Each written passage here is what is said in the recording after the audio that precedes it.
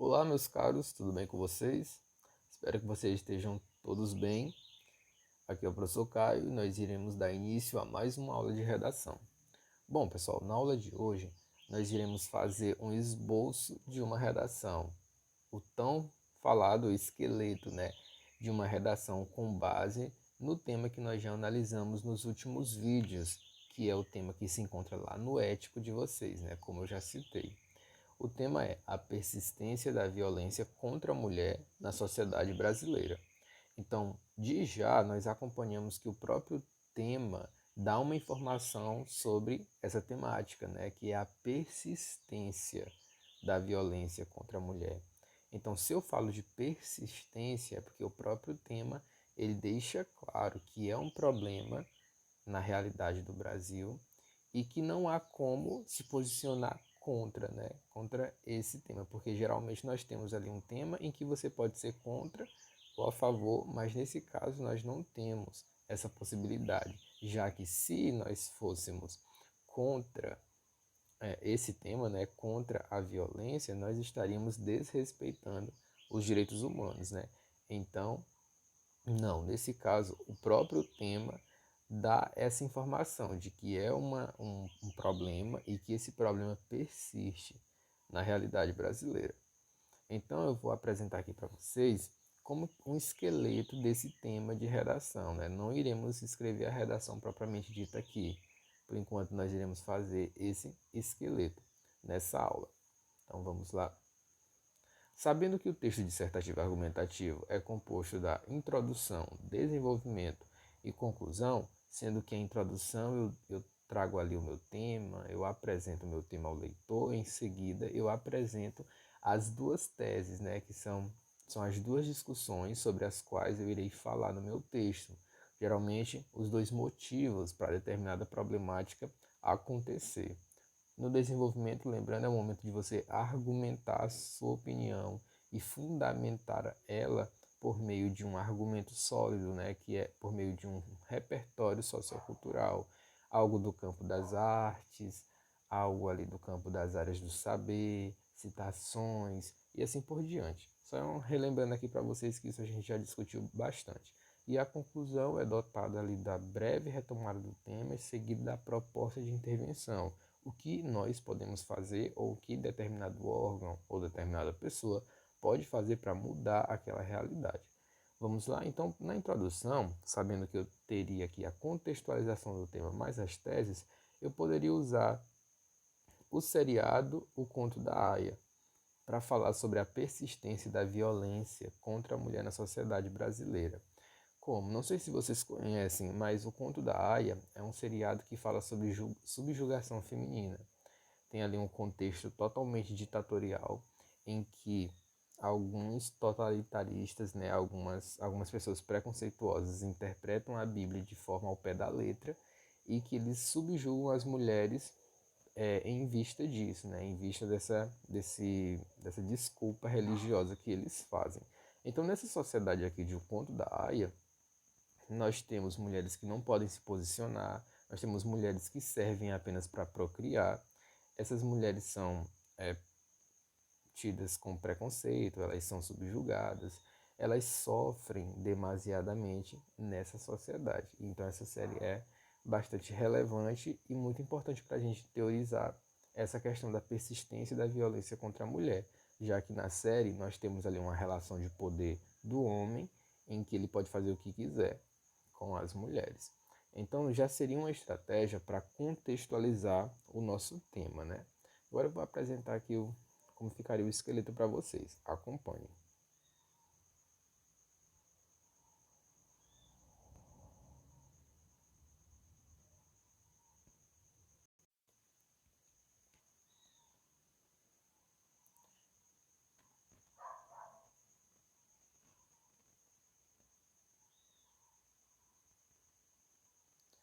Então, introdução. O que eu vou usar para contextualizar o tema?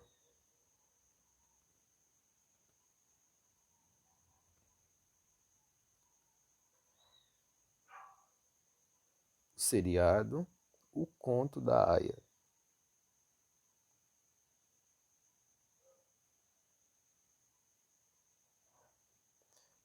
O conto da Aya foi escrito por uma autora canadense, né, que chama Margaret Atwood.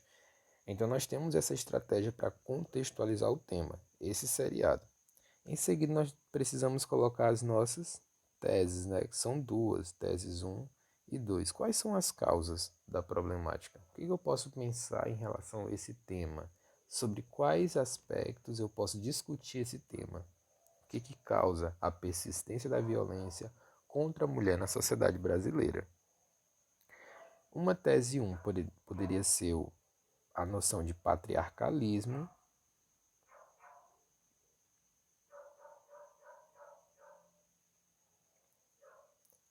E a tese 2, poderíamos citar aqui a romantização das más atitudes em um relacionamento, por exemplo. Romantização de más atitudes. Como assim, professor? Vamos lá, vou explicar para vocês por que funciona como tese. Bom, o patriarcalismo, ele é uma forma de poder em que, como o próprio nome já diz, né, patriarcalismo, o homem é tido como o pai de todas as coisas e que ele, por isso ele tem poder de fazer aquilo que ele quer. Enquanto os demais seres são subjugados a ele, ele decide absolutamente tudo e todas as suas vontades são feitas, independente daquilo que ele quer fazer. Então, patriarcalismo no geral é isso, é essa noção de poder que um homem tem sobre todas as outras camadas, né? Sobre as mulheres, sobre os animais, sobre absolutamente tudo, né? É uma noção de poder. E a romantização das más ações ou das más atitudes tem a ver com nós acostumarmos, a sociedade acostumar com uma noção já pré-concebida.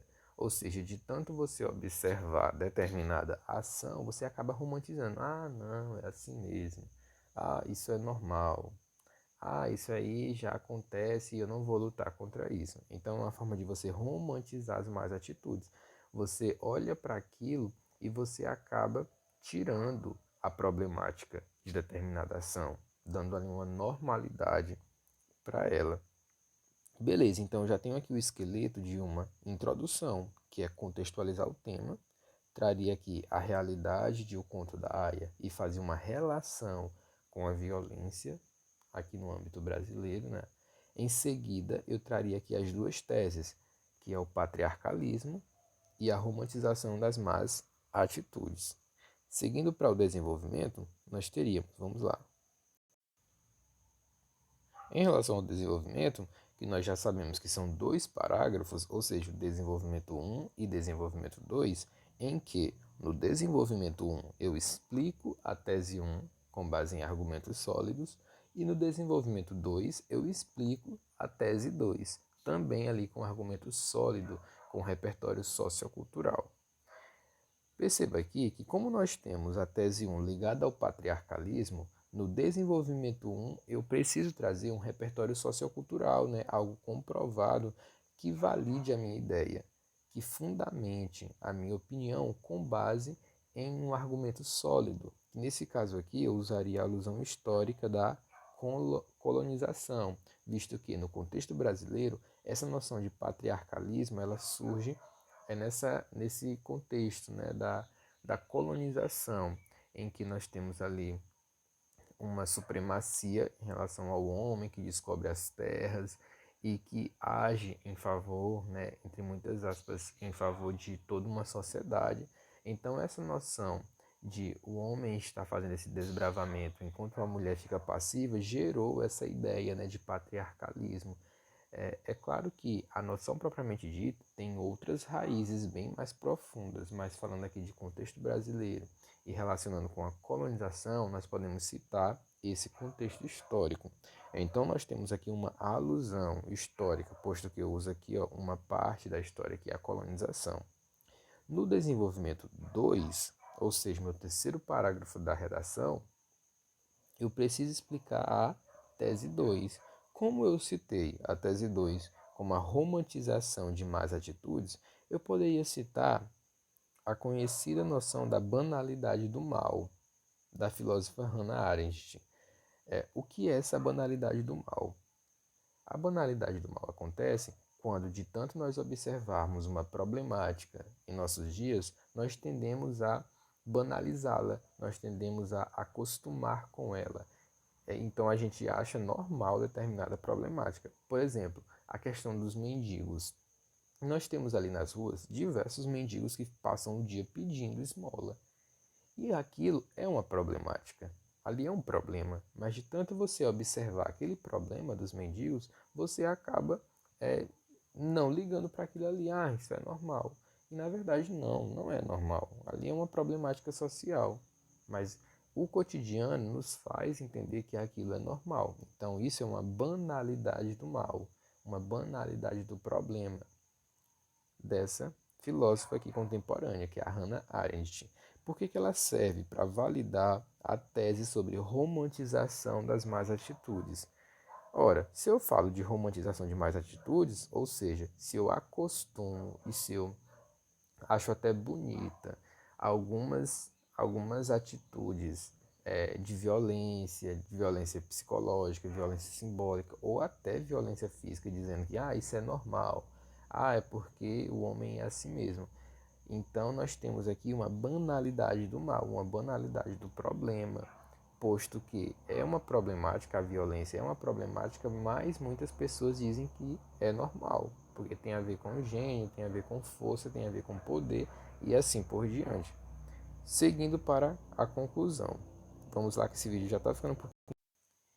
Na conclusão, nós temos a breve retomada do tema, aqui uma estratégia bastante importante, que funciona na maioria das vezes.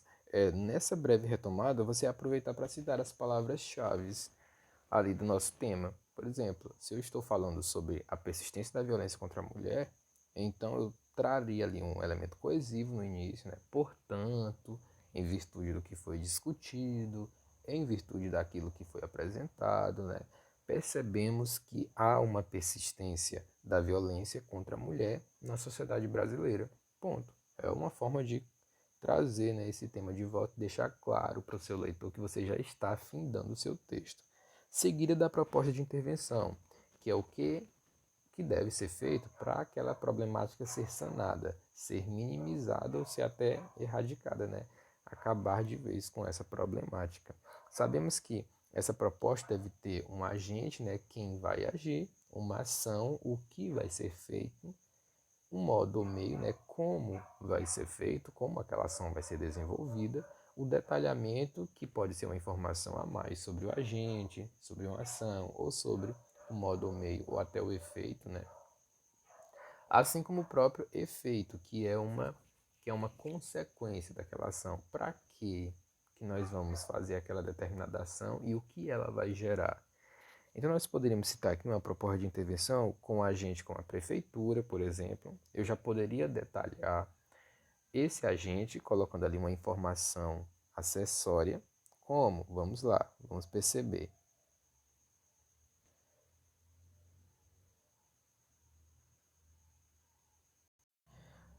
Se eu trouxesse a prefeitura, aí eu coloco a informação entre vírgulas. Se eu dissesse que é responsável pelo bem-estar das pessoas da sua cidade, né, dos habitantes da sua cidade, pronto, ali já é um detalhamento sobre a prefeitura.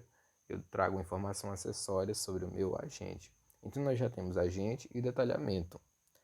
E a ação? O que a prefeitura deve fazer? Né? O que vai ser feito? Poderia, né, aumentar, desculpa, algumas formas de, por exemplo, de combate à violência contra a mulher. Como? Uma forma trazendo maior meios de denúncia. Então já seria aqui uma ação. A prefeitura é responsável por levar o bem-estar aos habitantes de uma cidade, né?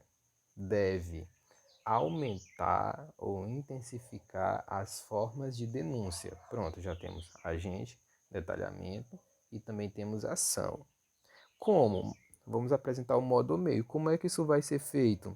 Aí poderíamos citar por meio do aumento da quantidade de delegacias da mulher, já seria ali um meio.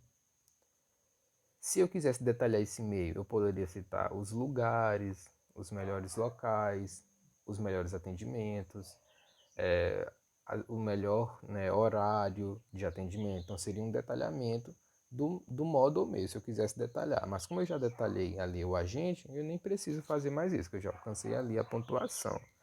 E o efeito? O efeito é uma consequência daquela ação. O que, que isso vai gerar? Promoveria, né, mais segurança para as mulheres, já que elas teriam mais acesso às delegacias, então elas ficariam mais tranquilas. Então nós traríamos essa proposta de intervenção com 5 elementos: agente, detalhamento, ação, modo meio, né, ou efeito. Então esse é o esqueleto para falar sobre a persistência da violência contra a mulher na sociedade brasileira. Espero que vocês tenham entendido. Essa foi a nossa aula e até a próxima, pessoal. Tchau, tchau.